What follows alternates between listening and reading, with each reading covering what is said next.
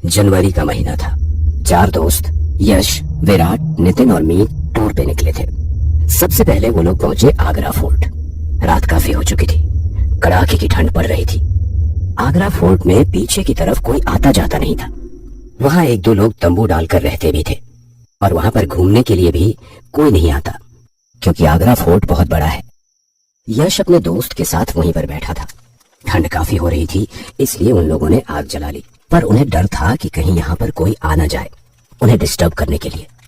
पर रात के करीब 2 बज रहे थे, इसलिए वहां पर किसी के आने की कोई संभावना नहीं थी। चारों दोस्त आग जलाकर आपस में बातें कर रहे थे।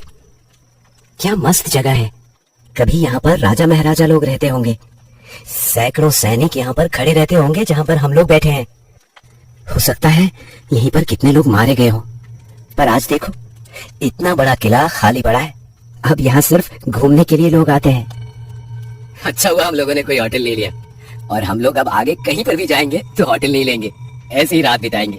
कितना अच्छा माहौल लग रहा है, और इस तरह के डरावने एक्सपीरियंसेस करने में बहुत मजा आता है। तो ठीक है, हम सभी लोग अब जहाँ भी जाएंगे ऐसी जगहों पर रात बिताएंगे जो कि बहुत डरावनी हो, और उसमें 4 चांद लगाने के लिए हर बार हम में से कोई ना कोई एक हॉरर कहानी सुनाएगा। लेकिन वो कहानी बनावटी नहीं होनी चाहिए, सच में उसके साथ वैसी घटना घटी होनी चाहिए, क्योंकि हर किसी के साथ कभी ना कभी डरावनी चीजें तो हुई ही होती हैं, है ना? तो ठीक है यश, प्लान तूने बनाया है तो सबसे पहली कहानी तू ही सुनाएगा।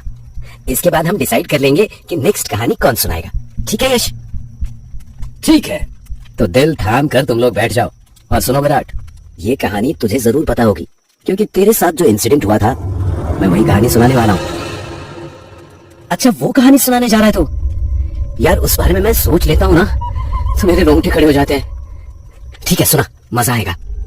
ठीक है, तो कहानी यहाँ से शुरू होती है कि रात के करीब 1 बजे हाईवे पर मैं अपनी स्कूटी से कहीं जा रहा था। हाईवे पर दूर दूर तक कोई भी दिखाई नहीं दे रहा था। चारों तरफ सिर्फ सन्नाटा था। हवाओं की भयानक डरावनी आवाजें मेरे कानों में बार बार पड़ रही थी, लेकिन मैं स्कूटी ड्राइव किए जा रहा था। पता नहीं विराट किस हालत में होगा, कब से दारू लेने गया था। आधी रात हो गई, अभी तक नहीं लौटा। मैंने स्कूटी और तेज कर दी कि तभी एक बूढ़ा इंसान सामने आ जाता है। मैंने अचानक ब्रेक लगा दी और स्कूटी रुक गई। बाबा का चेहरा बहुत ही भयानक लग रहा था। मैंने तेज आवाज में बाबा को बोला, अरे बाबा, पूरी सड़क खाली पड़ी है, मेरी गाड़ी के सामने ही आना था आपको, अभी आपको चोट लग जाती तो। फिर बाबा कुछ बोले या नहीं? वो बोले, पर उनका जवाब मुझे समझ नहीं आया। चोट तो बहुत पहले ही लग चुकी है बेटा। ऐसे चलोगे तो चोट लगेगी ही ना। हाँ, लेकिन अब मुझे कभी चोट नहीं लग सकती बेटा, चाहे मुझ पर कोई गाड़ी ही क्यों न चढ़ जाए। मैं बाबा की बात सुनकर थोड़ा हैरान हुआ। हैरान तो हम लोग भी हैं। आगे सुनो, मैंने बाबा से कहा, ये क्या कर रहे हैं आप? इतने में बारिश होने लगी, आसमान में बिजली कड़कने लगी। मैंने सोचा ये अचानक बारिश कैसे होने लगी, अभी तो आसमान बिल्कुल साफ था। तभी बाबा ने कुछ ऐसा बोला जिस पर यकीन करूं या ना करूं समझ नहीं आ रहा था। आसमान तो अभी भी बिल्कुल साफ है बेटा, ऊपर देखो। मैंने अपना चेहरा ऊपर उठाकर देखा तो आसमान बिल्कुल साफ था। चांद तारे साफ साफ दिखाई दे रहे थे आसमान में। ये सब देखकर मैं हैरान रह गया था।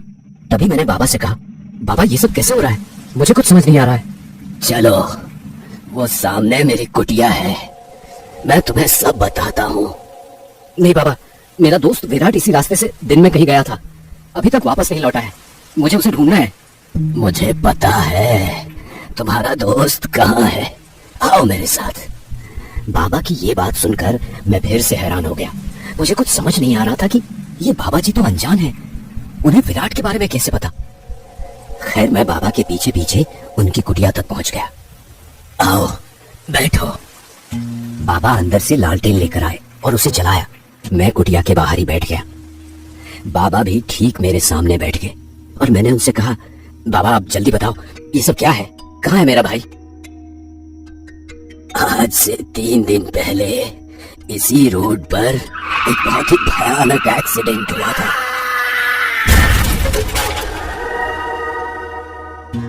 हाँ बाबा, मैंने सुना है, हुआ तो था एक्सीडेंट, सुना है उसमें 2 लोग मरे भी थे।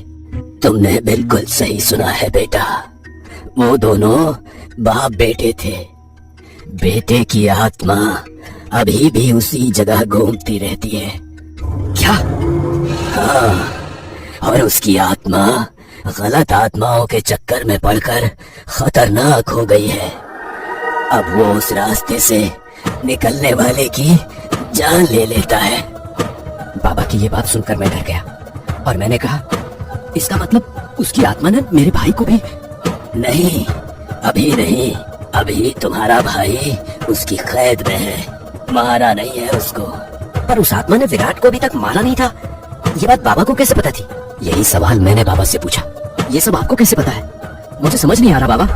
सब समझ आ जाएगा, थोड़ा धैर्य रखो बेटा और पूरी बात सुनो। ये जो बारिश हो रही है, ये नेचुरल बारिश नहीं है, उसी आत्मा ने कराई है। व्हाट? बाबा, मेरा दोस्त विराट बहुत डरपोक है, वो तो डर कर ही मर जाएगा। प्लीज कुछ कीजिए। जब आप इतना कुछ जानते हैं तो मेरे भाई को बचा भी सकते हैं ना? हाँ, बचा सकता हूँ, लेकिन उसके लिए तुम्हें उसी जगह जाना होगा जहाँ एक्सीडेंट हुआ था। आप नहीं चलोगे मेरे साथ बाबा? मेरा यहाँ रहना जरूरी है, तुम जाओ, तुम्हारा दोस्त बच जाएगा। अगर जरूरत पड़ी तो मैं तुरंत आ जाऊंगा। ठीक है बाबा, चलता हूँ मैं, मेरे भाई को बचा लेना। फिक्र मत करो।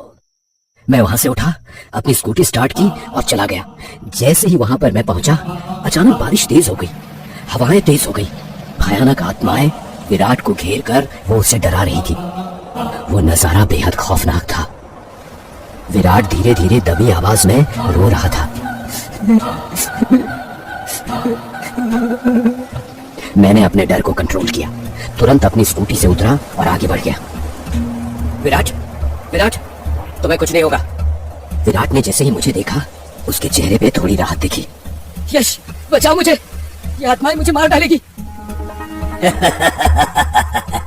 आजा, तू भी आजा, तुझे भी निपटा देता हूँ।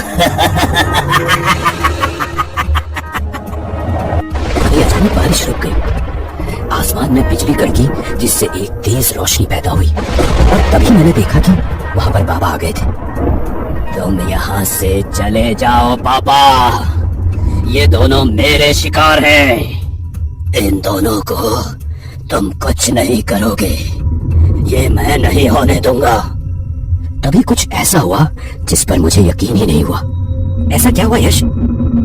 बाबा की आंखों से एक चिंगारी निकली, जिससे वो आत्मा जलकर खत्म हो गई। ये तुमने क्या किया? और बाबा को ये आत्मा पापा क्यों बोल रही है? मैं इस बात से बहुत हैरान हुआ।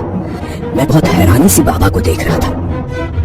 हैरान मत हो, 2 दिन पहले जो एक्सीडेंट हुआ था, मैं और मेरा बेटा ही मरे थे उस एक्सीडेंट में। इतना बोलकर बाबा धुआं बनकर आसमान में उड़ गए। इन सब के बीच विराट भागकर मेरे पास आ गया। अच्छा हुआ तू आ गया, तुझे कुछ नहीं होगा। मैं विराट को स्कूटी पर बैठाया और वहां से चल पड़ा। वाह यार विराट। वैसे यश, जब तू स्कूटी से बाबा से टकराया था ना, और उन्होंने कहा था कि अब मुझे चोट नहीं लग सकती, चाहे कोई गाड़ी ही मुझ पर क्यों न चढ़ जाए, तभी मुझे हल्का हल्का डाउट हो गया था बाबा के ऊपर। तभी अचानक किसी के कदमों की आवाज आने लगती है। चारों दोस्त बिल्कुल चुप हो जाते हैं। लगता है कोई सिक्योरिटी गार्ड आ रहा है। हाँ।